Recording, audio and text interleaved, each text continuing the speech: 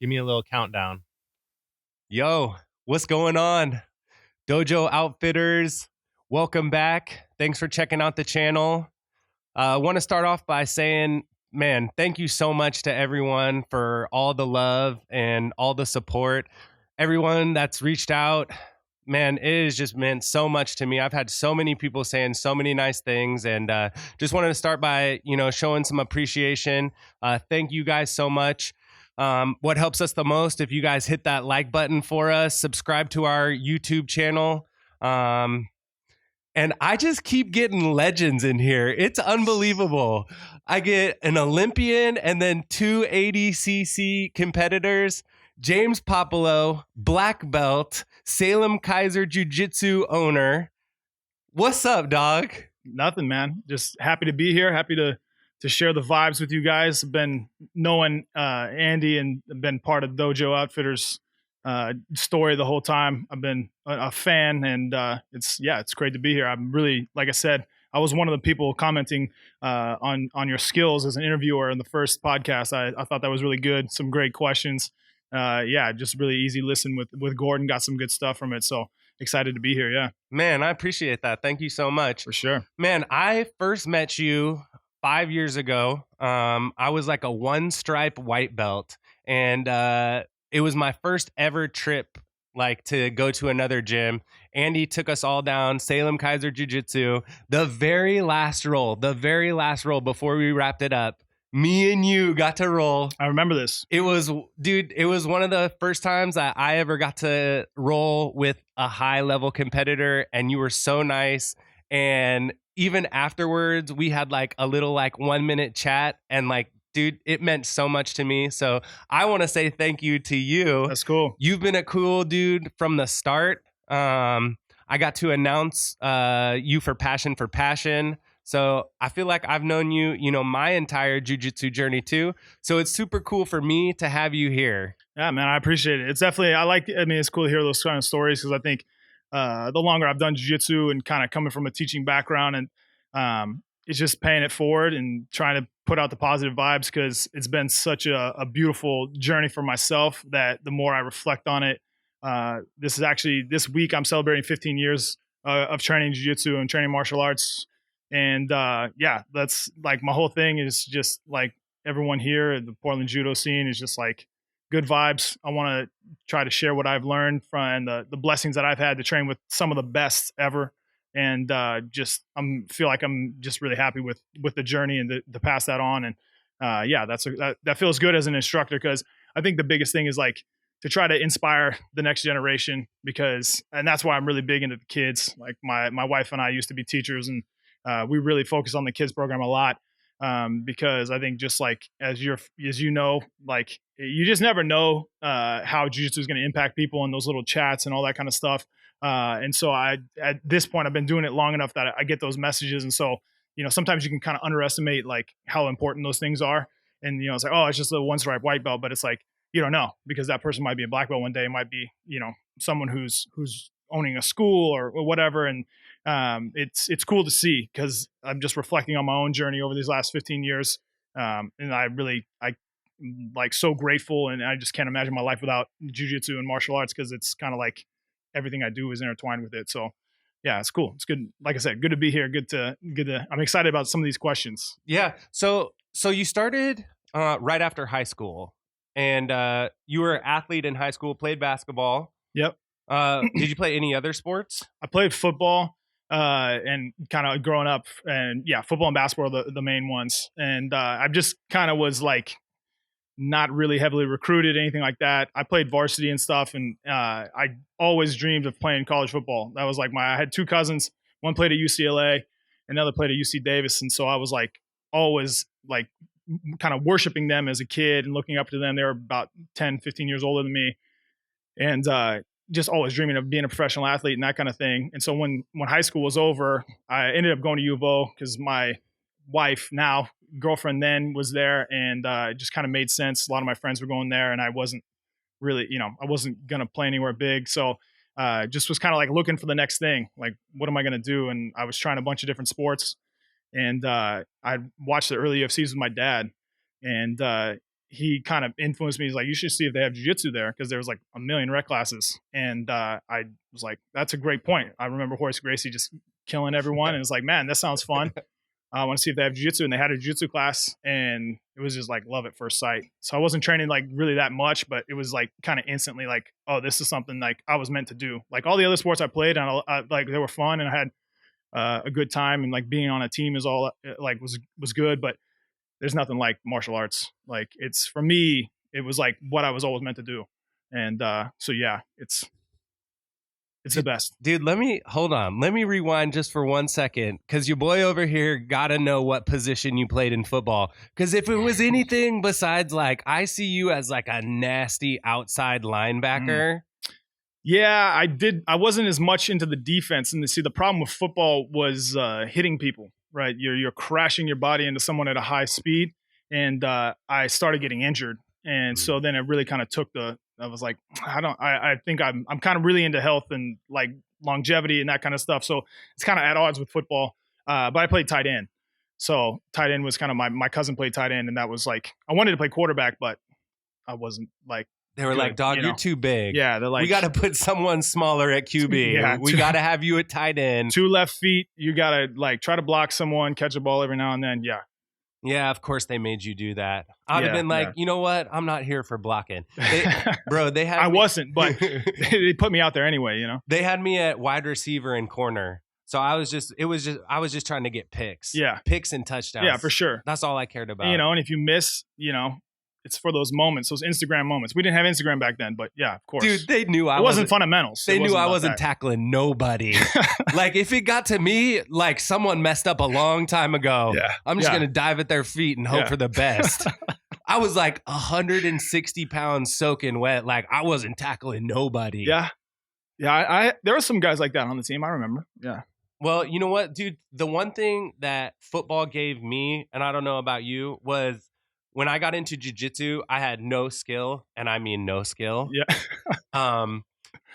But I had toughness. I had already been through a lot. I'd had coaches yell at me. Oh, yeah. I'd had pressure before. Yeah. So there was like some aspects of football that have helped me. Have you felt like that? Yeah, I mean, strangely, like it's interesting now because like I have a daughter, but if I do have a son, I'm kind of like anti-football a little bit because like kind of what's coming out with the brain injuries and that kind of stuff. And but I definitely would say I benefited from it. I mean, obviously working as a team, you kind of got to do your job. Yeah, I mean, I think if you have tough coaches, like used to kind of being chewed out a little bit, like, I mean, I think there's a lot of value in the experience for sure. I just worry about like the health side of things with it. But obviously it's too late now. We didn't know that in the 90s, growing up. It's like you just played and it was fun or whatever. But yeah, I definitely think just like being used to being an athlete too, is helpful starting the journey. Cause I didn't start until I was almost 19. And so I was used to like training and like pushing myself and all those sort of things. So yeah, I definitely feel like I gained something from it. So who was the person teaching the classes at Oregon when you were there? Yeah, it was a guy named Ryan Kelly. He's one of the pioneers in jiu-jitsu from Oregon. Back then he was a brown belt, and I'm not even sure if there was a black belt in Oregon at the time. There might have been. Matt Thornton might have been a black belt. I'm not sure, but Ryan Kelly is one of the first black belts in Oregon. And he was just teaching rec class. So he had trained with Hickson. He's a black belt under Megaton. And he was a really good storyteller. And so he would just get us like stoked about doing jiu-jitsu. And like there was a kind of a little bit of like he would talk about pride and stuff. And I didn't know about much of that. Like I'd seen some early UFCs, but I wasn't really following it that closely. And when you're learning jiu-jitsu, like now it's just kind of everywhere. Like you go on YouTube, like then there was really like not a lot of footage of it. People didn't really know what it was. And I think also like he was coming from a Jeet Kune Do background, which a lot of the early like American pioneers in jiu-jitsu were coming from Jeet Kune Do background. And so I think it was just like a different mentality, which I really have like come to appreciate about my journey. I know Lovato Sr. was a Jeet Kune Do guy. And so like Bruce Lee influenced, like, it's kind of weird, but Bruce Lee definitely influenced a lot of jiu-jitsu, just because he's influencing martial arts and pushing kind of the first kind of mixed martial arts. And so there was guys coming from that, like, okay, I want to be able to like really like have some destruction. I want to be able to like defend myself. and then they're getting jiu-jitsu from that background. So yeah, it was like I was training like once a week in the rec class. I think it was just once a week for a long time. And then they had the U of O Jiu-Jitsu Club. And so then we were just like white belts, like trying to kill each other, like, 18, 19-year-old kids. And so I was kind of training twice a week. And that was like probably the first year and a half of my training until I went down to his gym, which is Northwest Martial Arts in Eugene, which there was a lot of really high level guys, like from a tiny gym, like Brent Premise. He was Bellator lightweight champion. He came from that gym. We started within a few months of each other. Like some really high level guys, Ben Baxter, some guys who were like pulling medals. Like we had this tiny school in Eugene. We were pulling medals from the Worlds and Pan Ams and like these big tournaments at blue and purple. So feel very blessed to have like started with those guys and got my push. Ryan Clark, Harold Utterback, definitely Ben Baxter been a huge influence on my jiu-jitsu. Another like Northwest legend. Kind of those guys all kind of, again, pioneers in jiu-jitsu in Oregon, down in the Eugene area, especially. And so, yeah, that's kind of where I started. My first probably 4 or 5 years of training was down there. Now that you bro, you just name dropped like so many unbelievable people. Like now that 15 years, now that you have time to like look back, like what does that mean? Yeah, I mean, it's definitely, life in general, like I've been very blessed to be able to do what I do and just have the setup that I have teaching jiu-jitsu, like to be able to like be a professional. Like if I would have told my, 18-year-old self, like, hey, this is the journey we're going to be on, like I would have been so like over the moon. Like, I try to tell myself like I just lost in the final at Nogi Worlds and it was kind of a tough loss. Like I didn't do well. It was a bad performance. But at the same time, like, it's like, you got to reflect, you got to grow. But when I think about it, if I had told my blue belt self that I would have been in any sort of situation like that, or white belt self, like, there's a dream come true. So I always try to like stay connected with the journey and the people who like got me where I'm at, but like starting with some guys who are really, really good martial artists, like not as known in jiu-jitsu, but like very good martial artists, like, like doing Kali and Jeet Kune Do and Thai, Muay Thai, like very real, well-rounded martial artists. And then transitioning, like going really headlong into jiu-jitsu and like, making a great connection with Rafael Lovato. And he's been, my main instructor for almost 10 years now. And then, obviously the time I spent with Shanji and Salo and now just kind of, being able to connect with so many black belts and call them friends and kind of, be on the scene or whatever. It's cool. It's definitely like I said, like I wouldn't say it's a childhood dream because wasn't dreaming of doing jiu-jitsu then, but like, definitely pretty early on, once I knew, I was like, this is for me, like that white blue belt area in my journey. Definitely, like, it's cool. Yeah, talk to me about where Rafael Lovato Jr. came in. Yeah, so I first met Rafael because I'm his second affiliate. My school's in Salem and Keizer, but he first got connected with Adamson Brothers, which are two other guys. They own the Seaside Academy. They've been like just with me the whole time on the journey, meeting Zach and Nate really early on. And to be able to kind of see what they've done has been really, really cool. And anyone who knows them speaks very highly of what they've built and who they are. But they got connected with Rafael in a tournament when he was in Seattle that they did just randomly. And they talked to him and they got him to come out to Seaside for a seminar. And this was like really early on before they even had their own gym. And he actually, the first time I ever heard of Lovato, I was at the 2007 World Championships and I competed as a blue belt. I didn't know anything about, like, it was the first year in America. And so we just had some guys from the gym in Eugene. They're like, hey, we're going to go do the World Championships. I'm like, okay, like I'm in college. Like we're just like, cool, I guess we're going, let's do it. And I remember telling myself, I hope I win one match. Like that was the, like kind of the party line for all of us. Like if we win one match, that'll be cool. And I ended up going on a run and I made the final. And I lost to Luke Rockhold in the final. No. Yeah. No. Yeah, I lost to Luke Rockhold. I saw him. He's like, we're like warming up like all these like 100, like all those divisions back then too. I mean, you're talking like 100 dudes in your division. Like I had 7 fights to get to the final. And yeah, Luke Rockhold, I see like before we even get going, like he's doing high kicks and stuff. I'm like, whoa, this guy's intense, But then, yeah, and he was just a blue belt then, but obviously he's a brilliant martial artist now. His journey is obviously everyone knows about that. But after the tournament, you know, we're sitting there in the stands, and someone pointed at, we were watching the purple belts go the next day, and someone's like, "Oh, that's Lovato," because one of Lovato's guys was going at one of his purple belts, and he was coaching him, and I'm like, "Who's Lovato?" And they're like, "Oh, he's American, like he's really good." And then I saw Lovato win the Worlds. So he won Worlds in 2007. He became the second American after BJ Penn, and so I watched that happen. But I mean, obviously, it's weird to think about that now. That moment. That guy would be my coach and like my, you know, main training partner for all these big tournaments and all that, and just like a brother to me. So, but yeah, he got connected with the Adamson brothers, and I was cool with them, and from training with Zach and Eugene, and he was like, "Hey, you should come up and train with Lovato." And so I was a purple belt, and I distinctly remember this because I had been medaling at stuff. Like I said, I got after I got my purple belt, I had medaled at Pan Am's, I'd medaled at Worlds. I definitely was like, okay, like, and I knew he was a black belt world champion. So this would have been like 2008, 2009. And I was like, okay, like we're going to see what's up, and we're going to see like what the level is, like where I'm at. And it was insane.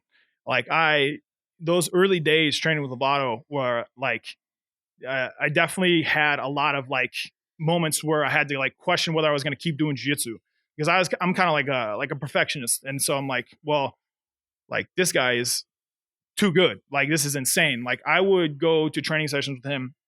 We would train for 2 hours, and I would not get a sweep, like a reversal, like an escape, like anything. It was just like insane, like just total domination. Like I had never felt before. Like, I mean, since like white belt, like, and I'm meddling at stuff and thinking I'm like cool. And like, this is like, yeah, it was just like, definitely like change where I was like, okay, like I need to seek that out. Like if I'm going to like try to reach the level that I want to reach, like I gotta like go into the fire. Right. And so that's kind of how our relationship got started, was through the Adamson brothers. And then he invited me out to train in Oklahoma. And then it was just like, we just hit it off, like good friendship started growing. And then I was just at that point too, like I've been in Salem the whole time. Like I grew up in Salem, other than my time in Eugene when I went to college. Like I'm from Oregon, and I knew that he was an American who was a world champion in the gi, and someone who's kind of going down a similar path. Like Oklahoma, there's not high level guys out there, when especially, you know, now there is because he's grown them, but you know, it's like kind of the middle of nowhere jiu-jitsu wise. In Oregon at that time too, like the level was just, it was different. Like, you know, obviously Brazil, California, all those places, which, you know, Oregon's still, the Northwest in general is still coming up. But yeah, I was just like, I need to like try to like take it as far as I can. He's going to be a guy who can help me do that. And he's cool. He's my size. He's a heavyweight. And so, yeah, I just kind of went from there, and man, I probably made 50 trips to Oklahoma and over the course of, you know, last 10 years. Like, yeah, the Oklahoma, I probably spent more time there than any other place other than Oregon. So, and he's been out here a bunch, and yeah. So how does it feel seeing his recent success in MMA? Insane. Yeah, it's, you know, honestly, I found out about Rafael Lovato Jr. through MMA. I'm actually not really a jiu-jitsu. I don't know everything about jiu-jitsu. Yeah. Me either. I'm still, there's a lot to know. There's a lot to know, but yeah.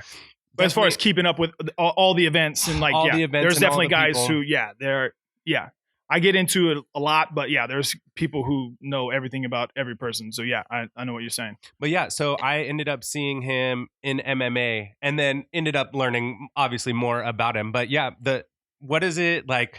He's a world champion in Bellator. Like, did that mean a lot when he won to you? Oh man, yeah, I definitely remember watching that fight. Yeah, of him beating Musasi, like just crazy. I mean, those are the sort of things where, you know, and that's what's cool about jiu-jitsu. And I mean, everyone's doing it at a different level and for different reasons. And like, you got to honor everyone's journey. Some people, like, I have so much respect for people who are just like getting off the couch and like, I want to do jiu-jitsu to lose weight, and like the perseverance that people show, like super inspiring. There's just like so many different ways that can happen. But like, as far as like a professional level, and like you're kind of like a big mentor in my life, and like knowing how hard he's worked and how much he's put into it, it's just insane, to like see your friend achieve such a high goal. Yeah, it's definitely a really, really cool moment. And definitely just like the way he did it too, that 5th round, like it was like just everything he had. And I mean, to beat one of the legends in MMA, to do it, like it was a cool story, like super cool moment. Yeah, it's definitely like, and to think about like, again, to reflect on meeting him like 10 years ago and to see what he's done too, like a brother to me. It's cool. I mean, and that like inspiring to see other people's success. Like, all right, I got to like keep pushing the ball forward. Yeah. So dude, speaking of cool stories, 2019, Keenan gets pink eye. Yes. And all of a sudden, boom, your phone's ringing. Yeah. You get the call to the show. Yeah. You're headed to the 2019 ADCC championship. Mm-hmm. Man, what was that like? Yeah, I kind of had like a little bit, they had kind of let me know that it was a possibility. Like I was a high alternate. So, like to stay ready, kind of earlier in the summer, but then it was like looking like I was kind of like, cause that was actually my week of vacation from the academy. So I was like, man, like, and so I waited till Wednesday to find out. So like mentally, like had to kind of stay in it. But it was my 3rd ADCC. I had won the trials in 2011, 2013.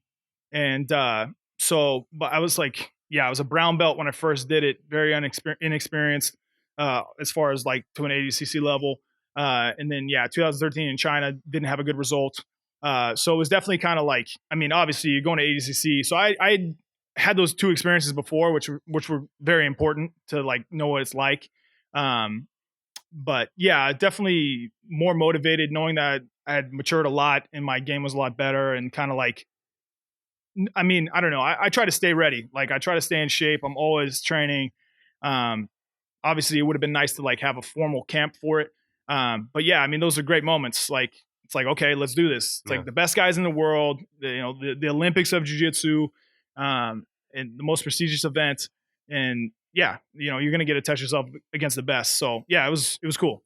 Dude, well, a quick disclaimer. I am a James Puopolo fan, so a little bit of a fanboy, but I was locked and loaded for ADCC. I had 2 days off. I was going to watch everyone that I cared about. I watched all of Gordon's matches. So when you came on, of course I had to watch. First round, Tex Johnson. You end up getting him in a head and arm choke with 10 seconds left. Mm-hmm. You stand up, you were able to break his guard, boom, knee slice, pass, and you had the mount. And so you need 3 seconds to score in ADCC, and on the nose it was 3 seconds. Yeah. You ended up hitting the equivalent of a buzzer beater to win an ADCC match. Bro, yeah. I felt great. Tell me how you felt.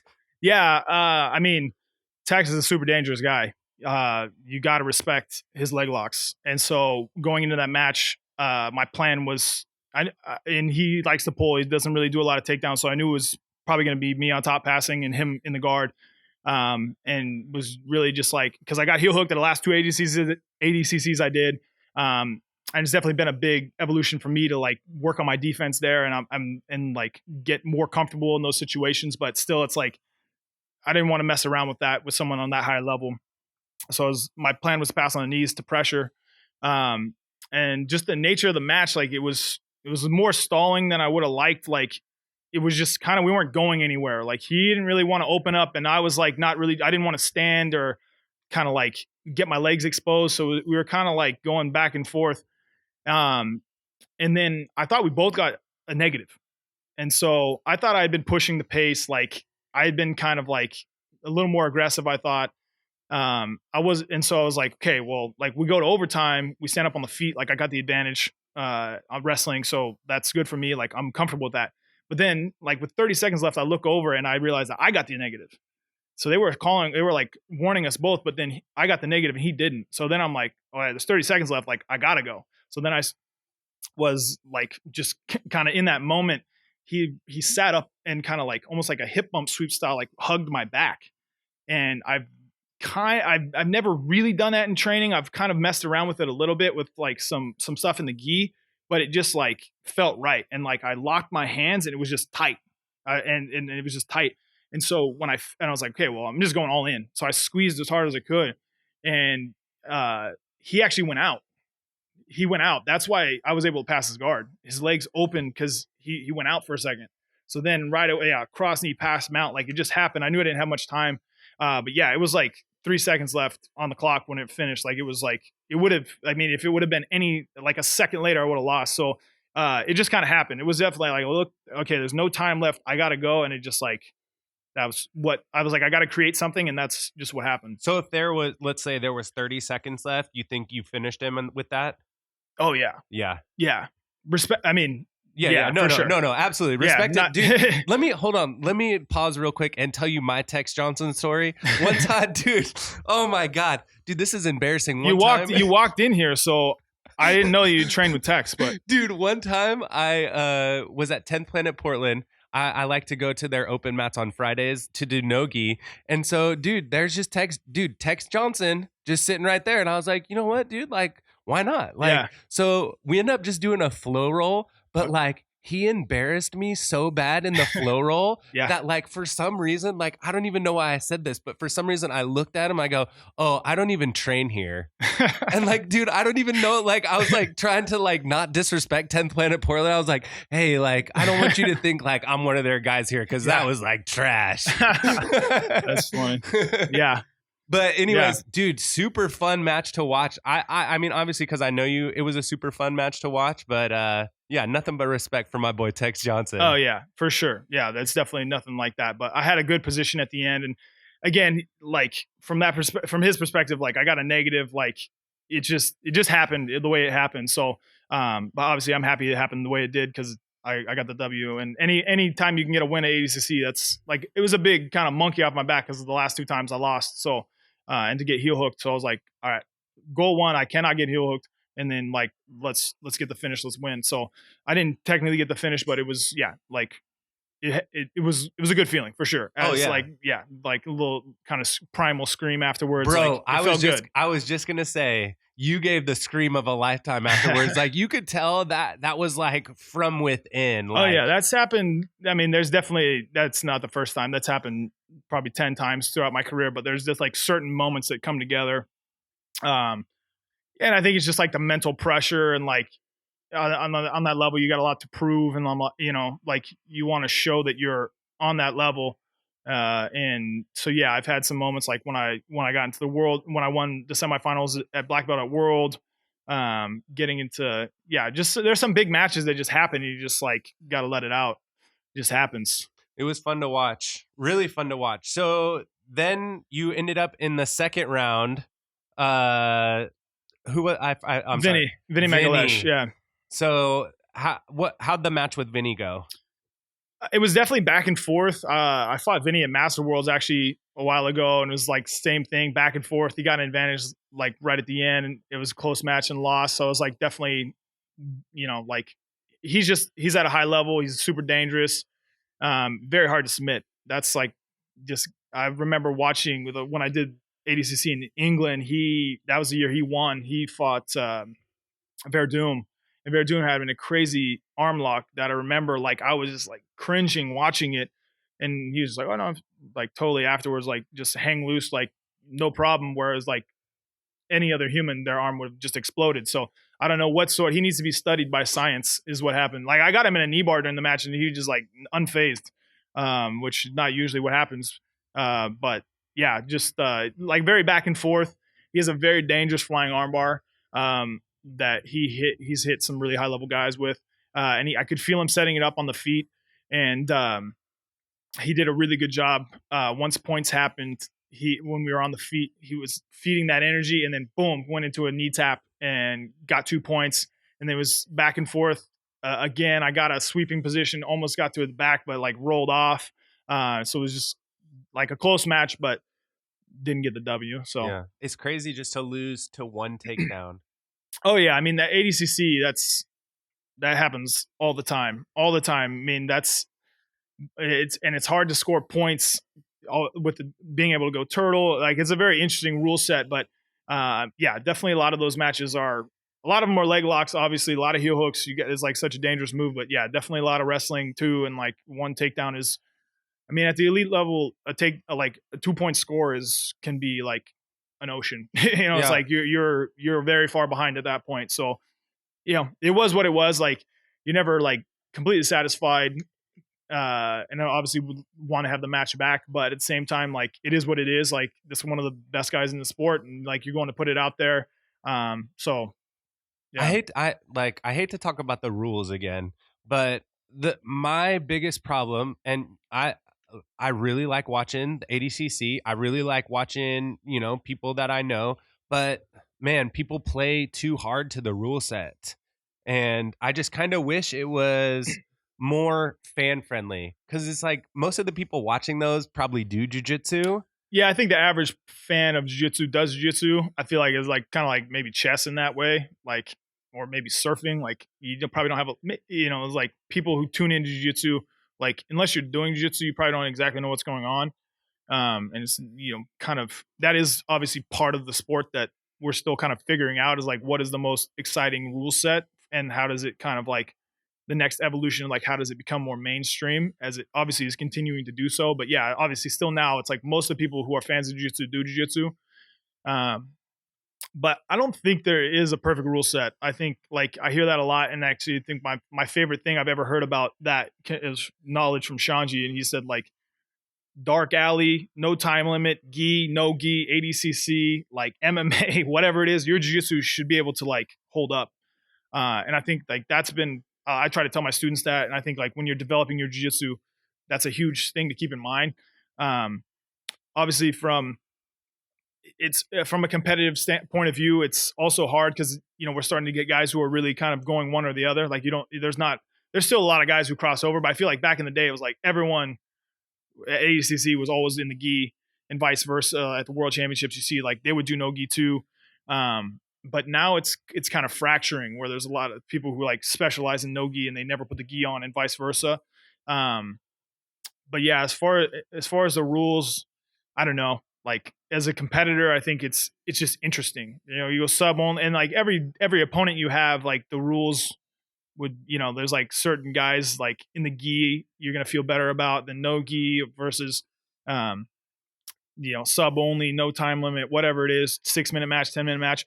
But at the end of the day, I don't think, like, for me personally, and coming from the lineage I'm from, it's like I'm not gonna hide myself. Like, I wouldn't fight this person or these rule sets. Like, all right, any rule set, like I'm gonna do it, and I want to show that my jiu-jitsu can adapt. I'm not interested in doing MMA though. Like, that's one for me. Respect anyone who's doing that, and the guys who are really like crossing over, because I think in jiu-jitsu a lot of times we kind of forget about the guys who are like not competing all the time, but and are doing MMA now, because that's like, I feel like the truest like one of the truest tests of your jiu-jitsu obviously is like in an actual fight. In that sort of situation, obviously it's controlled, it's not a real fight, like a street fight type situation, but sometimes guys like Jacare or Damian Maya, Lovato, like guys who are doing it Verdum, who are crossing over into MMA, like that's like respect to all those guys. So that kind of like, we meandered there on the rule set, but yeah, I think like, yeah, your jiu-jitsu should hold up any the rule set, and like as far as like the fan friendliness, like I feel like that's definitely interesting how that's gonna play out. Yeah, what do you like? For me, I like the Eddie Bravo. For like, as a fan, I like watching the Eddie Bravo, because dude, eventually there's going to be an end to the match. Yeah. And sometimes it's because of riding time, but most of the time they're getting finishes, Yeah. Give a guy a back, he's probably going to get a finish. Yeah. Yeah, it's interesting. I haven't had an Eddie Bravo match yet. But yeah, I think it's intriguing. It's another intriguing rule set. And I think obviously like part of the sport is going to start being dictated by that. Like, how do we get eyes that are not from jiu-jitsu on jiu-jitsu?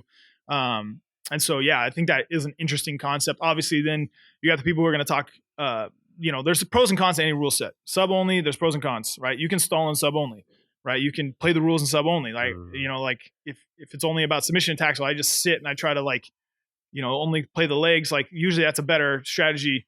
And like only play guard, because it's harder to attack submissions from the top unless you get into a really dominant position. But even then, no gi, those sort of things. But Eddie Bravo, I think the fact that you do start in the submission is interesting.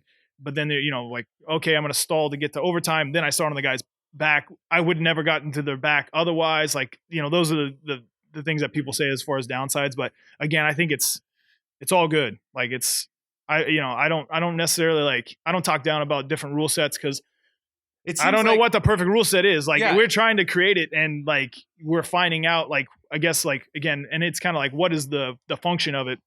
Then there's like combat jiu-jitsu, like maybe that's going to be the big thing. Like, I don't know. Like, and I guess again, what's the purpose of it?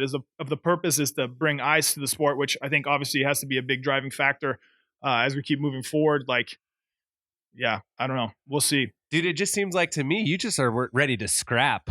I mean, let's write down 3 rules on a piece of paper and we'll figure it out. I mean, yeah, I think it's like, I definitely don't consider myself someone who's like going to try to play the rules. Like I want to get checkmate. Like I want to submit. I want to get to the finish. I think I know a lot of other guys have talked about that. I think the purest form of jiu-jitsu is to get to the finish. And if you like, that's the finality of like, yes, that you won that match. And then there's, I understand it now though. Like when I was younger coming up, it was like these guys, like they have no honor, whatever type stuff. Like you're trying to win by advantage, but it's like, some guys, that's their style, and I think like actually playing chess, I've been getting really into chess the last 9 months. And it's just interesting because you got people who are super dynamic.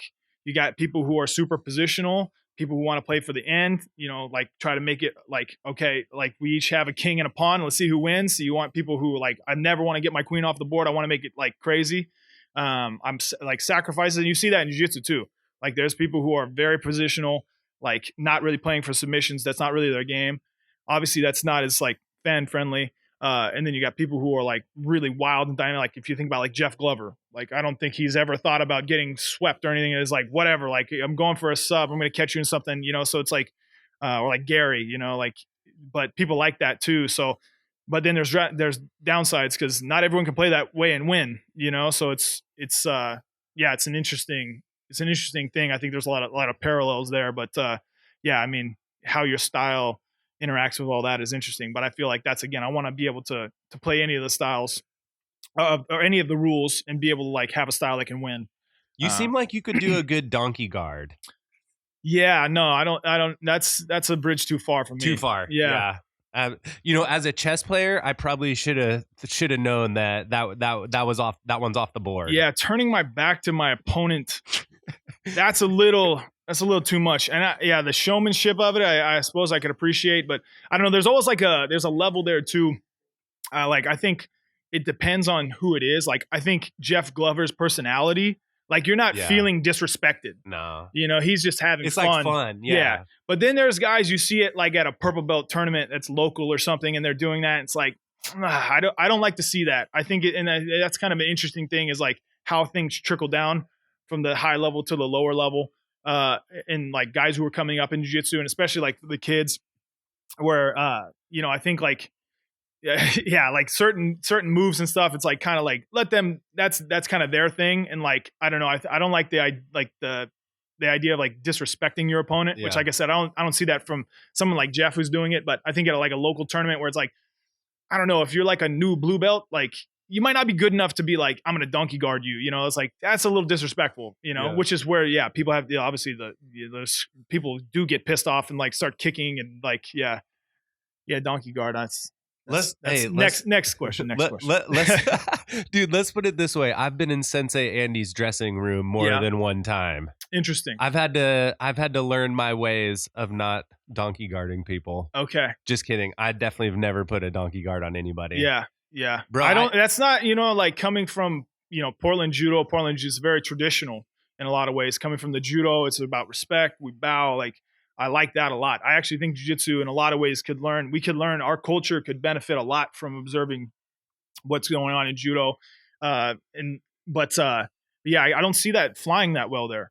No. But you guys like to have fun. It's like the island vibe, the Hawaiians, they're pretty laid back. So Are you a laid back sensei? I say sensei. Are you a laid back professor?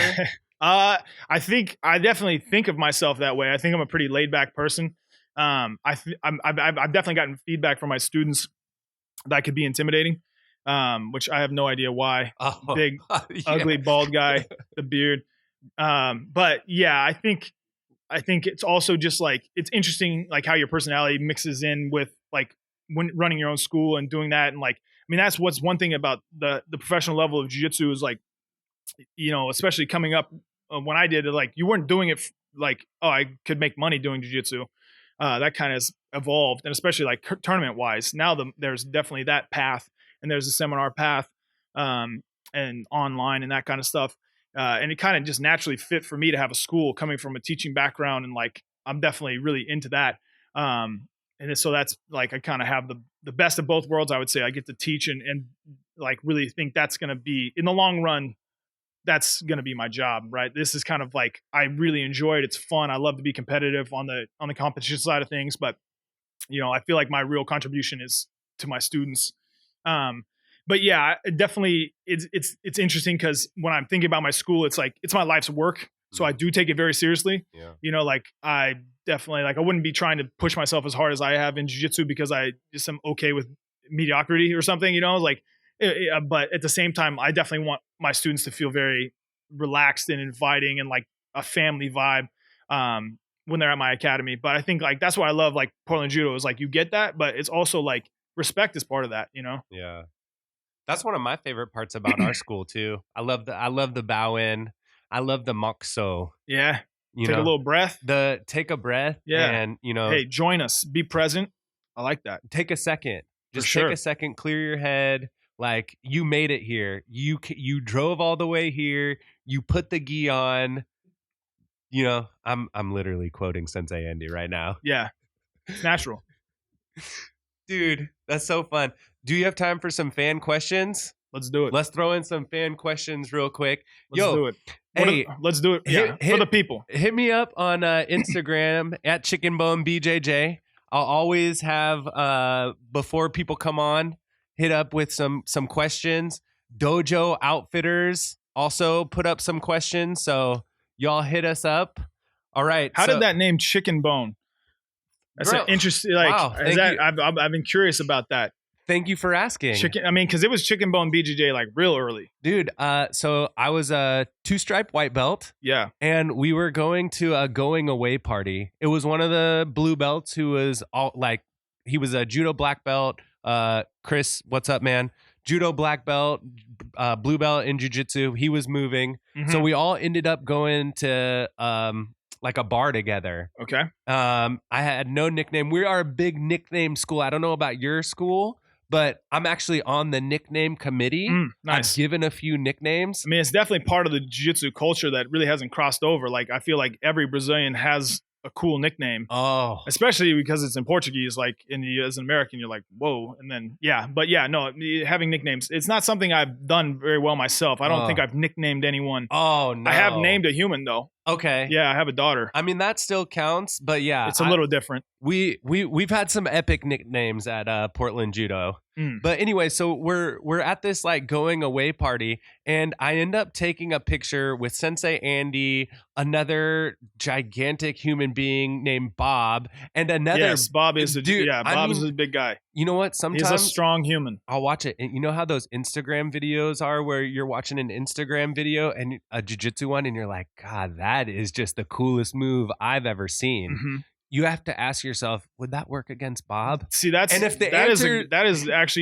is great advice. If the answer is fantastic advice, let it go. It was beautiful. Sure. It was a thing of beauty. Ain't gonna work. Well, yeah, because that's the thing is you're training jiu-jitsu, and what if you ran into an untrained Bob at the bar and he started getting crazy? Like, it's got to work on that guy. Yeah, yeah. So I take a picture. Sure. I take a picture, and Sensei Andy looks over and he's like, "What are you, some little chicken bone?" And freaking everyone there just laughed, and boom, it just stuck. And I was chicken bone from there on. And I was like, dude, it's not Joe Dirt or, like anything terrible. So yeah, no, it's great. I took it. It's great for branding. I took Who it. knows where that's $1 million brand, I'm sure. Right? Yeah. All right, let's hit you with the first one. Ryan.m.belcher asks, what is your expectations for your students and your school? That's a great question because Ryan Belcher is one of my students. Shout out to Ryan. What are my expectations for my students in my school? It's definitely something that it's evolved kind of as I get older too. And I think like one thing that is interesting about running a school, and I know I've talked to a lot of other guys, when you're also like kind of on your own competitive path too, like it's a real balance. Like I feel like that's kind of like, as I get older, I get better and better at balancing. Cause there's just a lot going on, like to be able to try to focus on my own training and really try to be there for my family, my wife and my daughter. And be able to be there, be present for my students and my school and my staff. And so it's anyone who's doing that. I've talked to a lot of them, and like it is a lot. Obviously, it's all great because those are only things I really want to be doing. But my expectations for the school, just continuing to go down the path. My big thing is like I really want a family vibe, which we have. And I think right now we're definitely more like lifestyle participation based. Like I don't really push competition a whole lot for my students, although I do have students who really love to compete. I definitely see that being a bigger part of the academy, especially as we grow. And I have more people who are helping me more. We have a really great staff, especially for our kids classes. They help out a lot. And so, yeah, I think just going down the path, because my goal is to just have the best school I can, have the best experience for my members, have the most impactful education I can. Because that's really why I quit my job teaching, because I think that jiu-jitsu is pretty much the best activity that a person can be involved in. Just the way it can develop you as a person, especially kids, I think is very hard to be matched. And the idea that you're also you're building self-defense skills at the same time, like you're working as a partner, like you can't get good at jiu-jitsu without caring for your partners. And like there's still that team vibe, but you're also like an individual. Like there's just a lot of like really unique things to jiu-jitsu that I think make it great. So yeah, I think like just continuing to make it better is like kind of the overall goal, and just kind of like forming that and shaping that vision a lot over the years, and just enjoying it. Like I love teaching jiu-jitsu. I love where we're at as an academy. Definitely it was a grind. We're celebrating 9 years in February. Wow. I just opened my second location a little over a year ago. And so yeah, there's just like kind of a lot, when you're working on the plane, you're building it as you're flying it a little bit. So it's always a little bit of a challenge as a school owner, but yeah. So Ryan, keep showing up. Just keep coming. Just keep coming. Keep coming, my guy. Yeah, please. Yes, that is from your professor. Yes, for sure. Okay. How do I get good at jiu-jitsu? Just come to the class. Hey, but as someone who's finally gotten, okay, I'm not even gonna say good, but someone who has gotten better at jiu-jitsu. Yes, dude. If you would have told me early on that I was gonna get better, I'd have been like, it's not seeming likely. Yeah. No, for sure. And I think that's like something like jiu-jitsu. One of the stories I tell, because it was so impactful for me, I was a white belt at U of O Jiu-Jitsu Club. I'd probably been training like 6 months. There was a blue belt who came in. We had never had a blue belt there. And it was the first time I'd ever trained with a blue belt. And he was probably like 140 pounds. Like he was a smaller guy. And we're all like, just like meathead, like college kids, like, let's go, and just like got destroyed by him. And I definitely remember like, wow, like, am I ever going to, like, how long is it going to take to be that good? And so definitely something as difficult as jiu-jitsu, if you're committing yourself to it, like the sort of lessons that you learn are insane. And I think like you're once you see yourself like, wow, like reflecting on your own journey, like, wow, where was I at 5 years ago to where I'm at now? Like that can literally be applied in anywhere in life. Like I'm a full believer in jiu-jitsu as an educational tool. Cause yeah, you're like, and it's the struggle. Like, and I think if you get good at jiu-jitsu, it will teach you how to get good at anything else, And so, yeah, keep training, chicken bone. Okay. TJ Bostock asks, what's your favorite gym in Oregon, not counting any of your gyms? Yeah. I have a lot of connections with people all over the state. So I'd definitely be hurting some friendships if I pick just one, but definitely like, as far as like where I train a lot, I've spent a lot of time with performance martial arts down in Springfield with Professor Ben Baxter. He's been one of my main training partners the whole course of my jiu-jitsu journey. Yeah, definitely like super high level jiu-jitsu. You're gonna get there. Obviously, Seaside Jiu-Jitsu it's a great place to go on vacation. They have great vibes. Like I definitely recommend checking that out. In the Portland area, I have a lot of friends here. Obviously, I've been training at Portland Judo for a long time, and that connection with Andy. So if I'm up here, I usually am there, just for time's sake. Just there's like less time now to travel with my daughter being born. And then in Portland also, like 5 Rings Jiu-Jitsu. I've been there a lot. But yeah, there's good schools everywhere. That's what's really cool about where Jiu-Jitsu is at. And like, there's a lot of schools I haven't been able to spend as much time at, but people I have good friendships with, I see at the tournaments and stuff. And it's cool to see, like, we're still kind of a small community. So we're not like, I don't know, like obviously there's competition, but I still think it's like, kind of us versus them, like California, that kind of stuff. Like we're still kind of small, that everyone kind of still knows each other. So yeah, I think there's a lot of great places to train, which is cool, because that was like not the case back in the day. There was hardly anyone, and now there's a lot of really, really good black belts. So too many to name. Lots of good choices. Yeah. How long do we have? Yeah. Okay.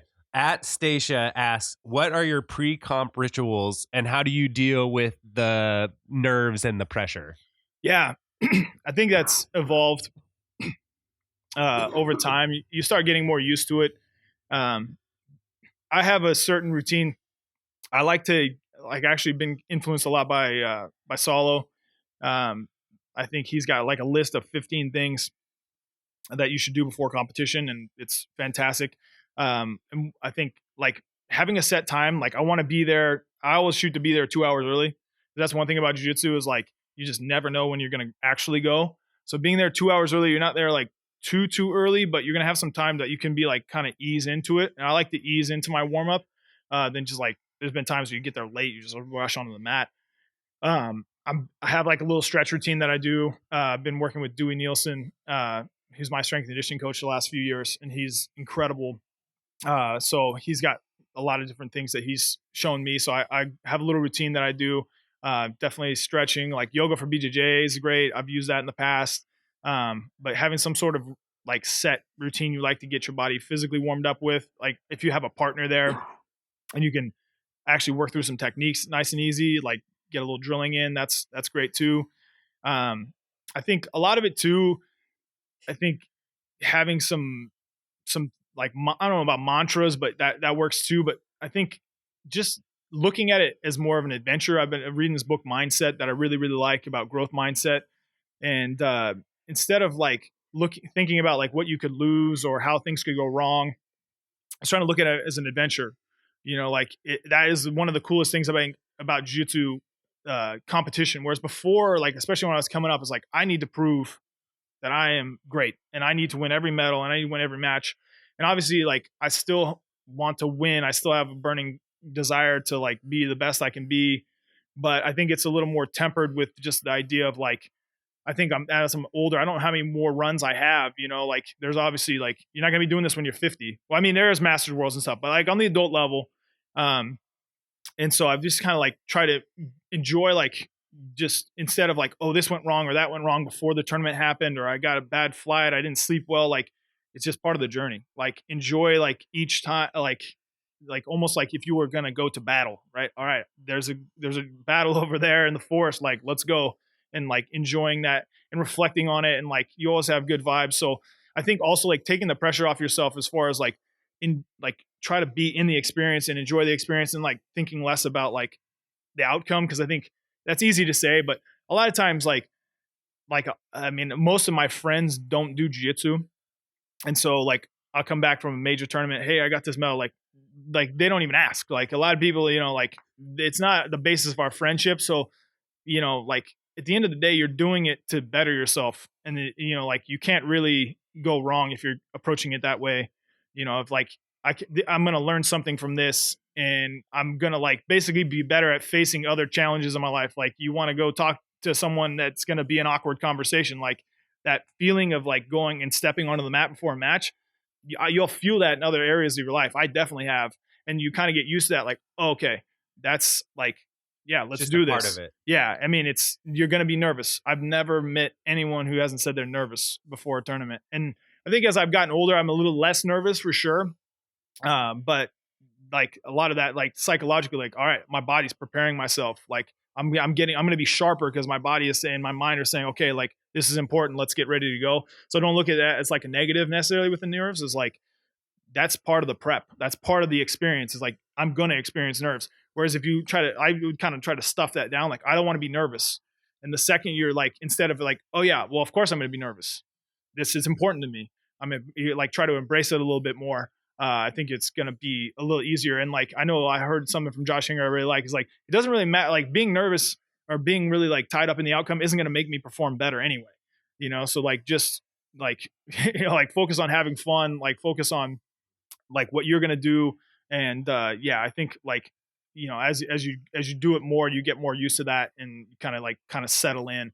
But I think that's the thing too, is like looking at the benefit of approaching something as challenging as a jiu-jitsu match and trying to challenge yourself to go to a jiu-jitsu tournament, because most people aren't willing to do that. Yeah. They're not willing to step out there and be like exposed, because that can happen, right? Like you can lose, you can look bad, those sort of things. But realistically, like anyone who actually is at high level jiu-jitsu, they're not on the internet like, oh, you suck. Like they're worried about what they're doing. Like anyone who's successful is worried about what they're doing, and respect to anyone who's got the fortitude to step out there and challenge themselves to do it, because having done it, like, so anyone who's competed knows how hard it is. Like you already have their respect. Yeah. So it's like, just be in the moment and do it. Let me actually add a question while we're talking about this, for a personal question. What do you tell someone who's a slow starter? I've notoriously been a slow starter when I go out into tournaments and I like got to get subbed before I'm like, oh, man, now I'm in it. Yeah, no, I'm definitely, I would say that I'm also in that, like, more of a slow starter myself. Like, kind of need my first match to be like, ooh, all right, feel everything, get the, like, kind of that first lung burn and all that. So, I think part of that has to be like thinking about your warm up. Like, and I mean, it's mine is always kind of like evolving a little bit in like, the main things are there, but I think that's something where like probably getting a little burn in your lungs, or maybe like having a little bit, I don't know about like a pre-match, with someone, like a drilling partner or something, but you got to I think you got to get something to pump you up. And I think also maybe like having a plan for like that first engagement. Okay, like I want to do this, or like I'm going to get to this position really fast. Okay, take a breath. Now I can work.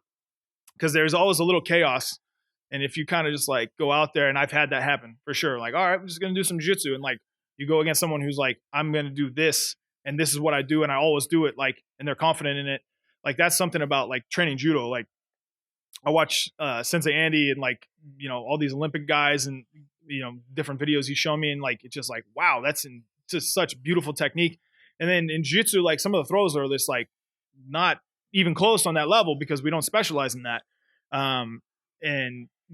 But they work, right? Did the person get to the ground? So I tell my students, it's like, it's better to have full faith in a half technique than half faith in a full technique. Like it's better if you're just like, this might work, like it's not going to work, So like, I think if you're a slow starter, like what is your plan?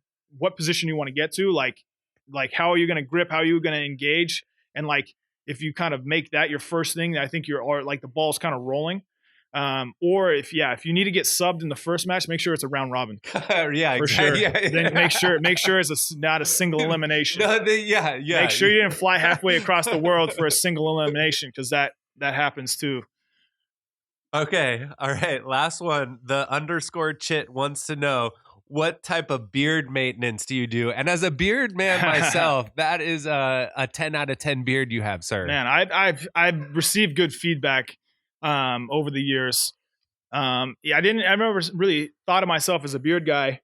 I think I grew it before the Worlds in 2016. My dad's always had a beard. And so I've never known him without a beard. I've never seen him without a beard. So it was like kind of interesting.